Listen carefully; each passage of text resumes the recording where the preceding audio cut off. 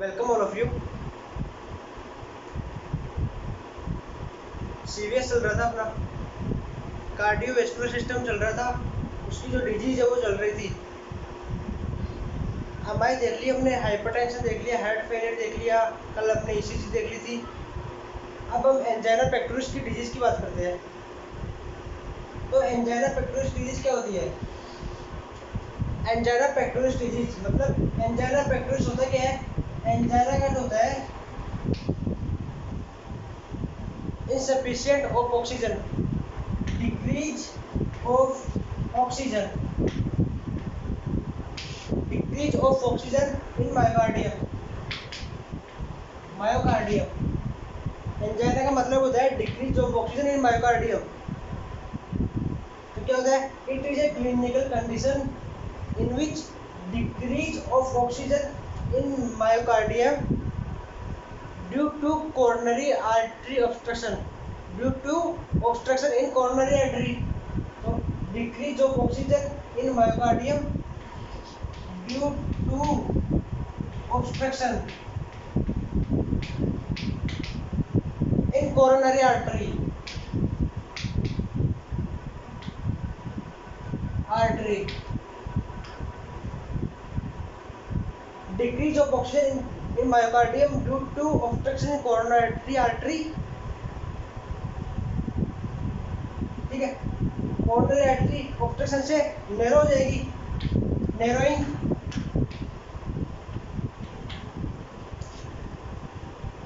Causes क्या cause करती है? इस्चेमिया कॉज कर देगी। It is a clinical condition in which decrease of oxygen in myocardium due to obstruction in coronary artery या narrowing of coronary artery causes ischemia। ischemia से क्या होगा? result chest pain। Okay, तो angina देख लिया हमने। एंजाइना क्या है? It is a clinical condition है ये, जिसमें क्या होता है? ऑब्स्ट्रक्शन होता है किसका? कोरोनरी आर्टरी का। Obstruction in coronary artery and narrowing due to, ठीक है। एंजाइना पेक्टोरिस देख लिया। इसमें it is a clinical condition in which decrease oxygen in myocardium due to obstruction in coronary artery and narrowing causes ischemia resulting chest pain। okay, now someone are confused in myocardium infection and angina pectoris because almost both definition are same। now we see the difference in angina pectoris and myocardium infection। so angina pectoris, myocardium infection, some difference in this auto supplement decrease and auto supplement decrease। in both condition auto supplement are decrease। it is due to, इसके बाद हो गया coronary artery disease हो गई, obstruction हो गया इनमें, narrowing हो गई। Okay, it's also due to coronary artery disease हो गई, एथेरोस्क्लेरोसिस हो गया, atherosclerosis, arteriosclerosis and narrowing of arteries due to obstruction of arteries, blood supply impairment, blood supply impairment, blood supply impairment, O2 decrease, O2 decrease। so these are the same, and now the difference is that there is no necrosis, there is no destruction of the cells and tissues in angina pectoris, but in this myocardial infection tissue and cells are destruction. Tissue cell destruction is started at that called necrosis. Okay, necrosis absent. Necrosis absent. Necrosis present. It is the main difference. It is the main difference between these. So that it is reversible process. It is reversible and it is irreversible. It is reversible and it is irreversible. So these are the normal difference in between these. Now we started the types of angina pectoris.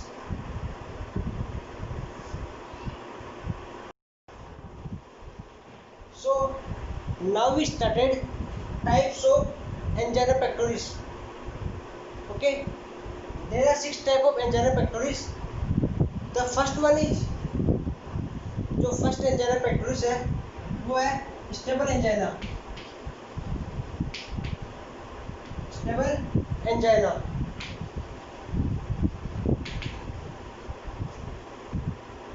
Second one, now first we started the first one angina. Stable angina is developed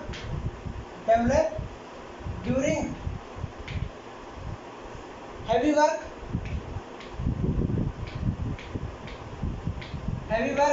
exercise.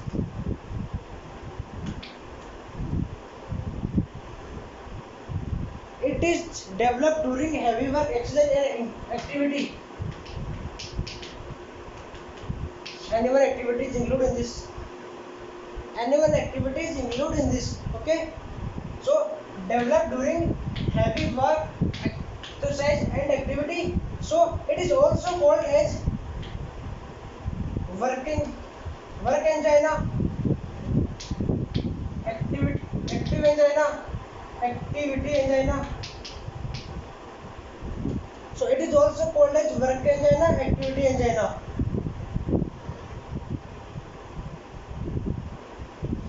Main symptom of this, chest pain. It is the main symptoms of the angina, chest pain. The chest pain is removed by nitroglycerin. Okay, if administration of the nitroglycerin, the chest pain will remove and advise the patient to take rest. So it is removed by nitroglycerin and rest, because the nitroglycerin is the vasodilator. Its vasodilator dilates the blood vessels. It dilates the blood vessels and the blood flow in the blood vessels is increased. So if the blood flow is increased in the blood vessels, so the chest pain will decrease. Okay, it is the first angina. The second one is unstable angina.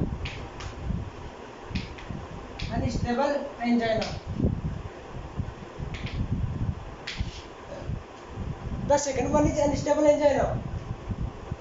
So the second one is unstable angina. Unstable angina is also known pre-infection angina. Pre-infection angina.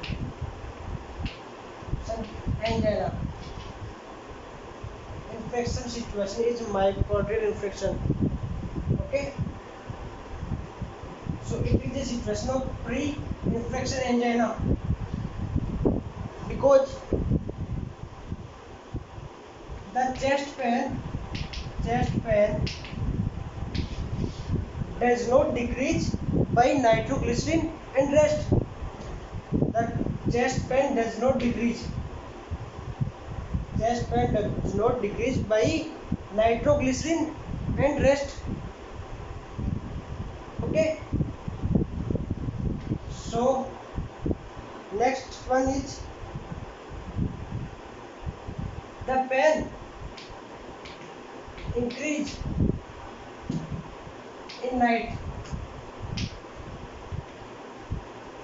within sitting position. Pain increase in night with in sitting position, मतलब sitting position में night को pain increase होगा. Okay, at the interval of the chest pain like this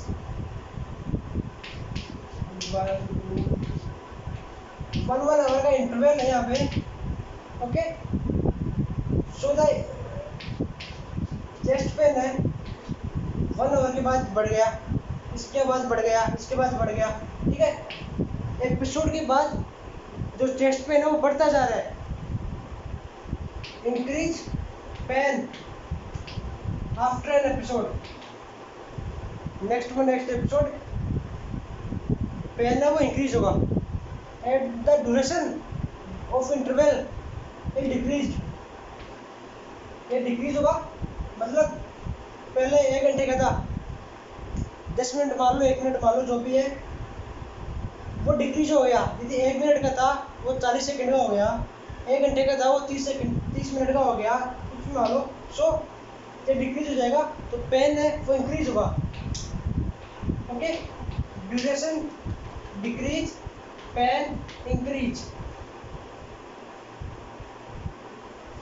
so इस प्रकार pen है वो increase होगा and intensity of pen की वो भी इंक्रीज होगी. पेन भी इंक्रीज होगा, उसकी इंटेंसिटी है वो भी इंक्रीज होगी. It is unstable angina. Now we talk about variant angina. Now let's talk about variant angina. Okay, variant angina क्या होता है? जो वेसल्स है उसमें यदि वेजोस्पर्म हो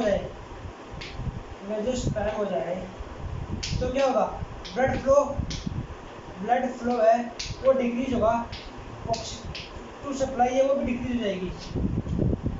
यदि वेजोस्पर्म हो रहा है, ठीक है, वेजोस्पर्म होगा तो इसी से इसका दूसरा नाम होगा vasospastic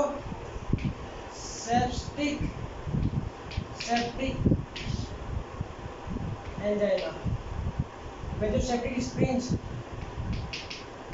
angina. Okay, vasospastic spring angina. So now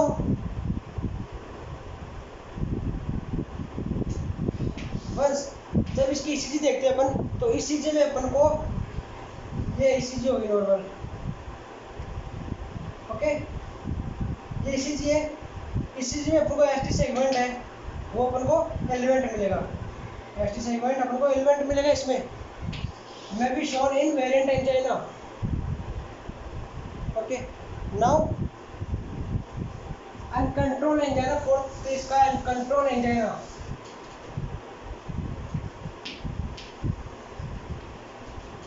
uncontrol angina की बात करते हैं हम. जीन म्यूटेशन के द्वारा होता है. जीन म्यूटेशन होगा उसके द्वारा अनकंट्रोल एंजाइना होगा. क्योंकि जीन म्यूटेशन है तो जो कोरोनरी आर्टरी की जो नेरोइंग है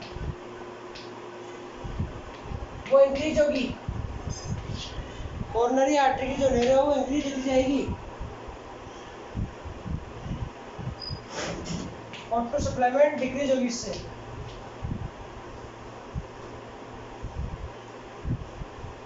eight the one point is इसके ट्रीटमेंट के लिए अपन medical and surgical management use लेते हैं, वो इस पर कोई इफेक्ट नहीं करेगा. ये अनकंट्रोल हो जाएगा जीन म्यूटेशन के द्वारा, तो ब्लड सप्लाई डिक्रीज हो जाएगी, ऑटो सप्लाई भी डिक्रीज हो जाएगी और ये कंट्रोल नहीं हो पाएगा. इसलिए इसको अनकंट्रोल एंजाइना बोला गया है. The fifth one is silent angina. Pain angina.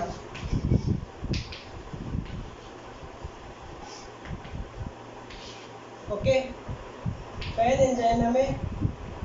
Angina में पेन नहीं होगा, पेशेंट को चेस्ट पेन फील नहीं होगा, बिकॉज ये कंडीशन आपको देखने में मिलती है डायबिटीज मेलाइटिस के पेशेंट में। डायबिटीज मेलाइटिस के पेशेंट में जो न्यूरॉन है पेन को फील करने की, वो उनकी जो कैपेसिटी है वो डिक्रीज हो जाएगी। Decrease the capacity of the neuron to sensation of the pain. Okay, capacity वो डिक्रीज हो जाएगी, decrease capacity of sensation of the pain, so chest pain will not feel, pain not feel. Okay, the sixth one is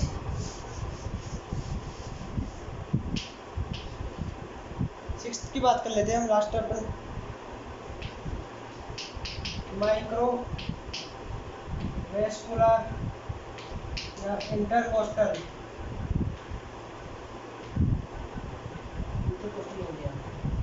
microvascular या intercostal angina. Microvascular मतलब जो coronary artery है उसकी जो branches है, माइक्रो ब्रांच, कोरोनरी आर्टरी की micro branches है, उसमें किसी भी प्रकार का ऑब्स्ट्रक्शन हो जाए तो माइक्रोवेस्कुलर एंजाइना होगा। इसका दूसरा नाम है इंटरकोस्टल एंजाइना। मतलब जब इंस्पिरेशन होगा तो इंटरकोस्टल है, उनमें जो स्पेस है वो कम होगा, उन जो यहाँ के न्यूरॉन्स वगैरह है उनमें पेन होगा, वो कंप्रेस होगी, न्यूरॉन्स कंप्रेस होने से उनमें पेन होगा, increase pain. Okay, so types की बात कर ली हमने। इसके बाद हम नेक्स्ट देखते हैं। जो हमने पेन एंजाइना देखा था, पांचों पॉइंट था पेन एंजाइना, उसमें अपन को जो पेन है वो फील नहीं हो रहा था, पेन एब्सेंट था वहाँ पे। तो उसको रिकॉग्निशन कैसे किया जाएगा इससे पेशेंट का, तो उनमें ब्रैकीकार्डिया की सिचुएशन बन जाएगी, ब्रैकीकार्डिया।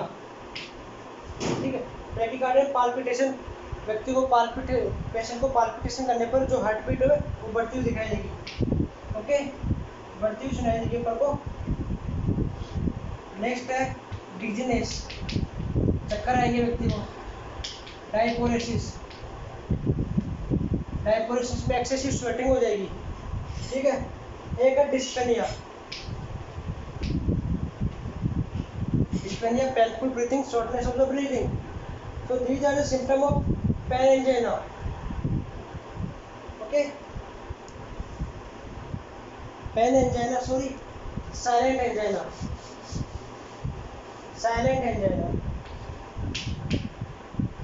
या penless angina. Okay,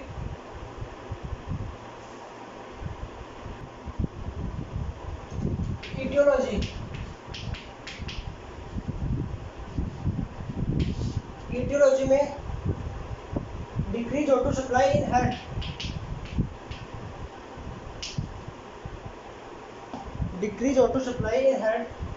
and increase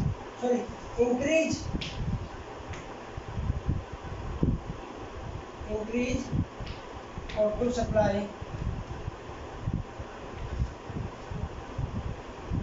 supply demand,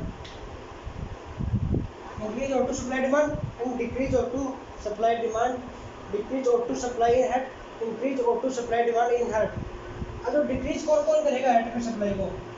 coronary artery disease के जितने भी पॉइंट्स हैं वो डिक्रीज करेंगे। एथेरोस्क्लेरोसिस हो गया, एथेरोस्क्लेरोसिस, आर्टेरियोस्क्लेरोसिस, आर्टरी में कोई प्लेक फॉर्मेशन हो जाता है। ओके, कोरोनरी आर्टरी डिजीज में प्लेक फॉर्मेशन हो गया, कोलेस्ट्रॉल आ गया, आर्टेरियोस्क्लेरोसिस हो गया। Okay, coronary artery disease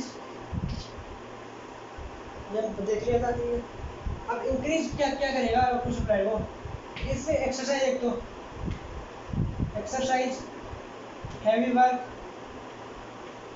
work हो गया, and increase activity,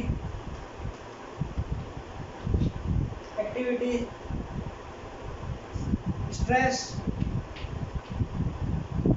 and anxiety. Exercise, heavy work, increase activity, stress and anxiety. इसमें coronary artery disease, atherosclerosis, arteriosclerosis, coronary artery में जो भी डिफेक्ट हो रहा है, वो भी जो भी पॉइंट है वो डिक्रीज कर देंगे ऑटो सप्लाई को, बिकॉज ऑफ द ये आर्टरी है कोलेस्ट्रॉल जमा हो जाएगा, क्या आर्टरीज की वाल है, कोरोनरी आर्टरी की वाल है, उसकी वाल को। Now let's see the pathophysiology of angina pectoris. Coronary artery obstruction, coronary artery में किसी भी प्रकार का ऑब्स्ट्रक्शन हो जाए, अभी हमने एटियोलॉजी में देखा था कि कोरोनरी आर्टरी डिजीज है, किसी भी प्रकार का ऑब्स्ट्रक्शन हो रहा है, एटियोलॉजी है उसको ही है, और स्ट्रेस एंजाइटी जो O2 लेवल को डिमांड है उसको इंक्रीज कर रहे हैं, और जो O2 लेवल है उसको डिक्रीज कर रहे हैं। ओके, तो अलग अलग देख ली हमने दोनों की। इसी प्रकार जो पैथोफिजियोलॉजी भी है वो भी इस हिसाब से देख लेते हैं। तो कोरोनरी आर्टरी ऑब्स्ट्रक्शन और उसमें था स्ट्रेस एंजाइटी।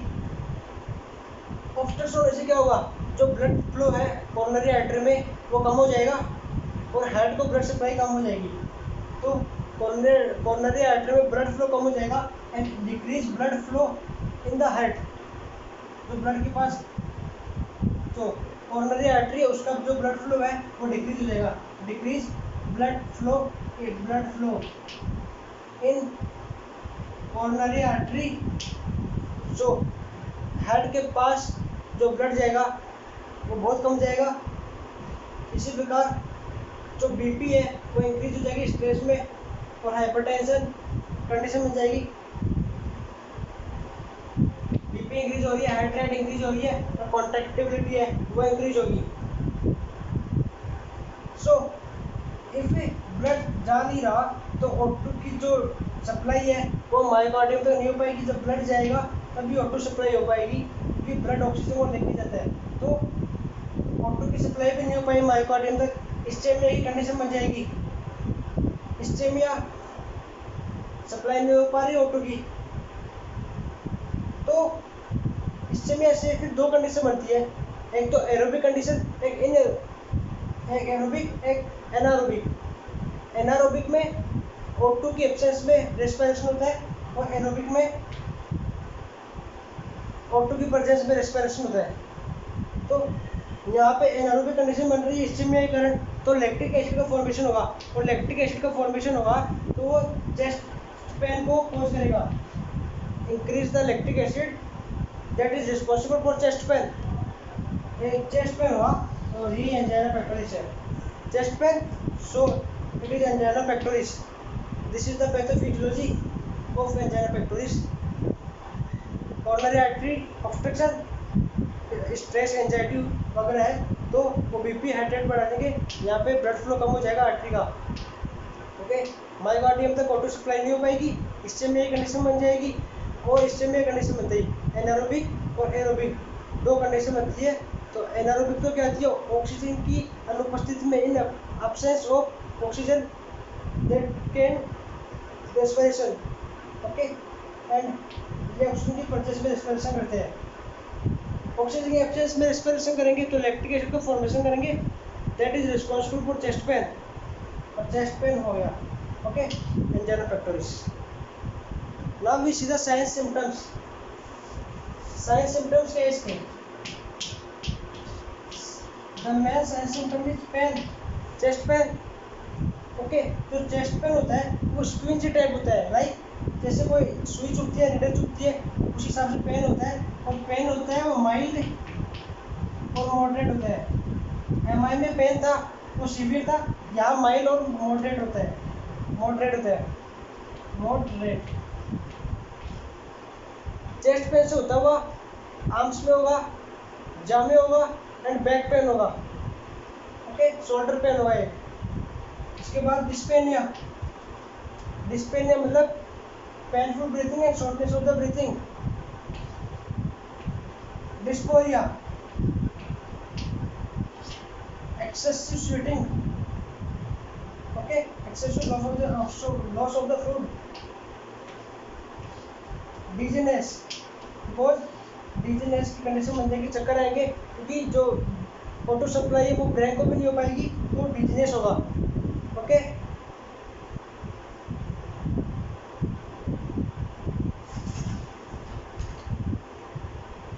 एक last one is ट्रैकिकार्डिया।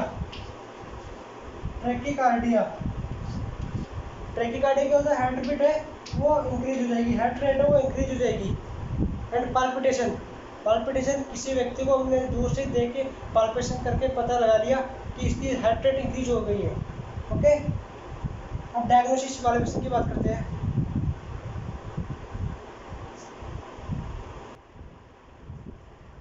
Diagnosis,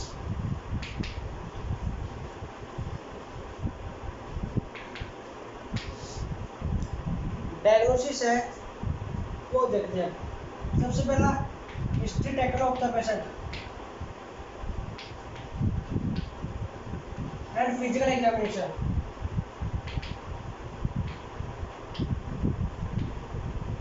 okay, history taken, physical examination.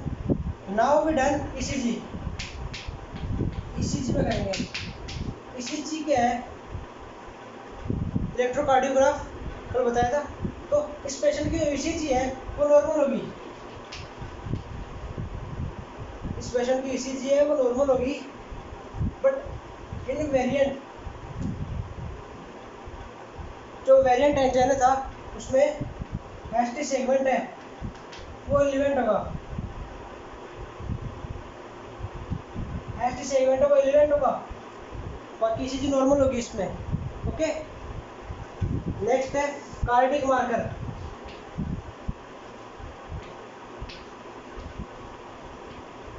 Cardiac marker ये इंक्रीज होते हैं एमआई की कंडीशन में। जब एमआई होगा तो कार्डिक मायोकार्डियल सेल्स से, उनके डेक्स्ट्रेंस से कार्डिक मार्कर है वो इंक्रीज हो जाएंगे, बट इसमें एमआई की सेल डिस्ट्रॉय नहीं हो रही है, तो कार्डिक मार्कर है वो नॉर्मल होंगे। कार्डिक मार्कर नॉर्मल होंगे। थर्ड है catheterization. Cardiac CAR, cardiac cardiac catheterization या एंजियोग्राफी। कार्डिक कैथेटराइजेशन या एंजियोग्राफी। कार्डिक एंजियोग्राफी क्या होती है? जो कोरोनरी आर्टरी है उसको विजुअलाइज कर देगी, इंटरनल विजुअलाइज करने का काम करती है एंजियोग्राफी। तो कार्डिक कैथेटराइजेशन मतलब जो कोरोनरी आर्टरी है उसमें अपन कैथेटर डालेंगे उसके नैरोइंग को चेक करने के लिए कि ये नैरो है या नहीं है। ओके, सो अपन को पता चल जाएगा यदि नैरो है तो कैथेटर अंदर जा नहीं पाएगा। ओके, और नैरो नहीं है और नैरो नहीं है तो चला जाएगा अंदर, तो उसके लिए चेक करते हैं cardiac catheterization. Now we started the management of angina pectoris. Okay,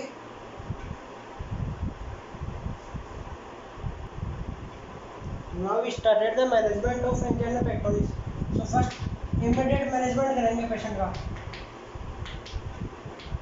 सबसे पहले इमीडिएट मैनेजमेंट करेंगे, और इमीडिएट मैनेजमेंट में पेशेंट को रेस्ट प्रोवाइड करेंगे सबसे पहले। ओके, पेशेंट को रेस्ट प्रोवाइड करेंगे, फिर उसके बाद पेशेंट को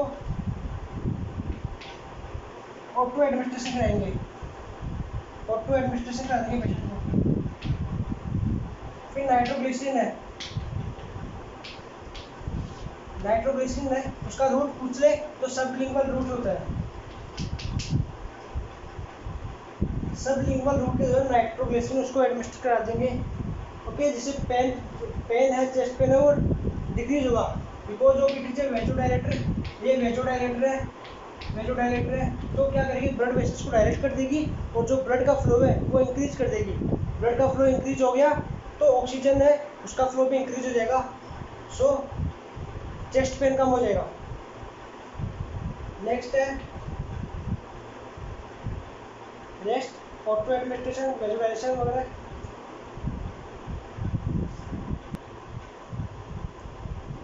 ऑटो एडमिनिस्ट्रेशन कर दिया, किसके द्वारा करेंगे? नेजल कैनुला के द्वारा, नेजल कैनुला, और एंटीजी सबलिंगुअल करा देंगे। इसके बाद पेशेंट की ईसीजी ले लेंगे। ये तो इमीडिएट मैनेजमेंट होता है पेशेंट का। अब जो मेडिकल मैनेजमेंट है वो देखते हैं अपन। मेडिकल मैनेजमेंट में सबसे पहले नाइट्रोग्लिसरीन दे दी हमने, इमीडिएट में दे दी, डायरेक्ट कर दी, वैसे डायरेक्ट कर दी, ब्लड फ्लो फास्ट कर दी, ऑक्सीजन फास्ट हो जाएगा, ऑटो एडमिनिस्ट्रेशन कर दी अभी। अब पेशेंट को देंगे एस्प्रिन। एस्प्रिन एंटी प्लेटलेट्स होती है, आर्टरी है यहाँ पे रप्चर होगी तो जो प्लेटलेट्स वगैरह है, आरबीसी डब्ल्यूबीसी, उनका फ्लैग बन जाएगा। तो ये क्या है, एंटी प्लेटलेट्स होती है, वो प्लेटलेट्स को हटाती है और ब्लड फ्लो फास्ट करेगी, ब्लड फ्लो को फास्ट कर देगी, एंटी प्लेटलेट्स है इसलिए।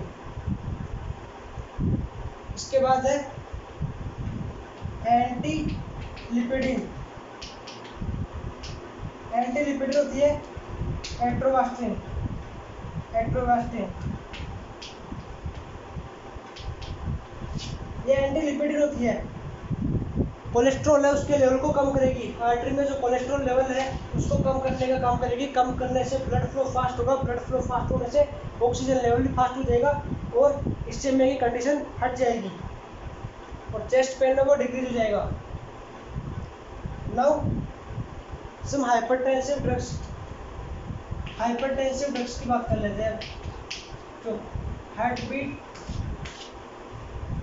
ठीक है, हाइपरटेंशन ड्रग है, बीपी बढ़ा रही है वो, ओके। तो सबसे पहले बीटा ब्लॉकर्स मान लो। बीटा ब्लॉकर्स कौन से है, एटिनॉल, प्रोपेनॉल और नोडोनॉल। वो क्या करेंगे, एमआई में भी बताया था मैंने आपको कि बीटा ब्लॉकर्स है वो एड्रेनलिन के सीक्रेशन को कम कर देंगे। एड्रेनलिन का सीक्रेशन कम हो जाएगा तो ऑटोनोमिक नर्वस सिस्टम से वो सिंपैथेटिक स्टिमुलेशन है वो भी डिक्रीज हो जाएगा, और सिंपैथेटिक स्टिमुलेशन डिक्रीज हो गया तो स्टिमुलेशन नहीं होगा तो जो हार्ट रेट है वो डिक्रीज हो जाएगी, ठीक है, हार्ट रेट डिक्रीज हो जाएगी। हार्ट रेट डिक्रीज होगी तो एंजाइना की कंडीशन दूर हो जाएगी, चेस्ट पेन रिलीव हो जाएगा।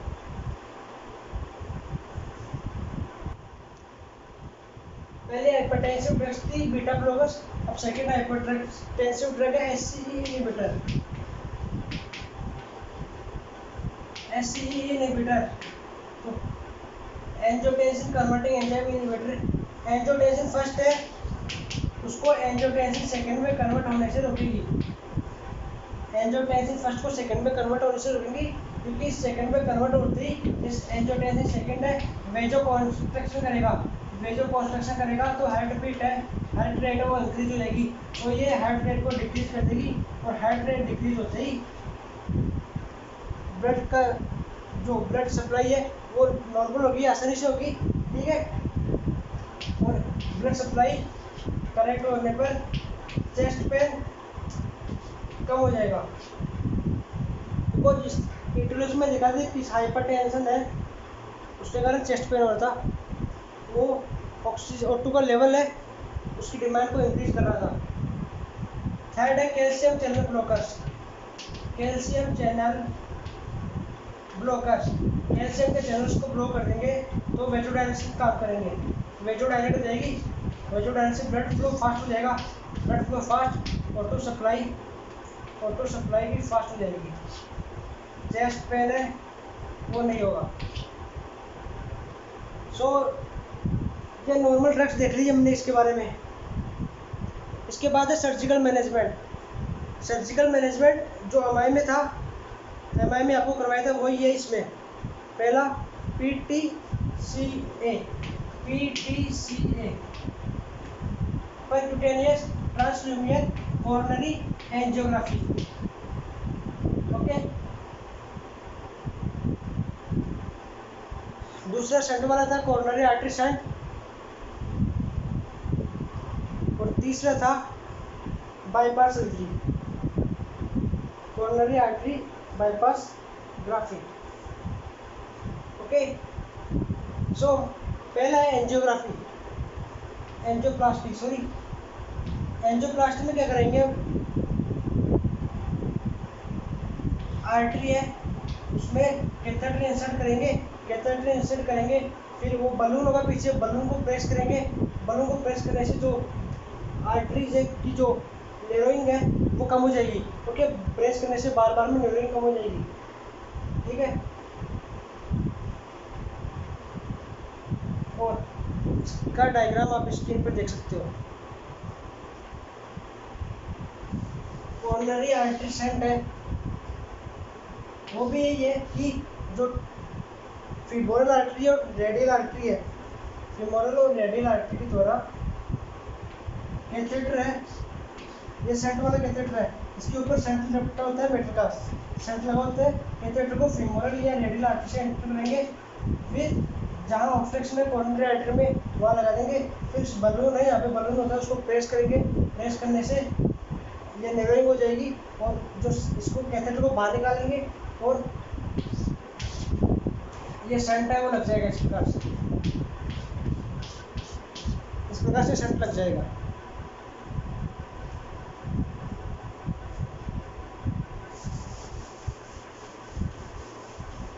और लास्ट है bypass surgery. Bypass surgery, okay, bypass surgery में क्या है, जैसे ये हार्ट है, हार्ट को कोरोनरी आर्टरी ब्लड सप्लाई कर रही है, यदि यहाँ पे ऑब्स्ट्रक्शन हो गया, यहाँ पे ऑब्स्ट्रक्शन होने के बाद अदर शरीर की जो आर्टरी है, अदर बॉडी की जो आर्टरी है वो यहाँ से कट करेंगे इसको और उस आर्टरी को यहाँ जोड़ देंगे। फिर ठीक है, फिर ये आर्टरी को उसको हटा देंगे और ये बाईपास सर्जरी होगी। इस प्रकार से इसको हटा दिया और दूसरी आर्टरी के द्वारा इस आर्टरी को जोड़ दिया, ये आर्टरी है उसको द्वारा इसको जोड़ देंगे, ये बाईपास सर्जरी होगी। ओके,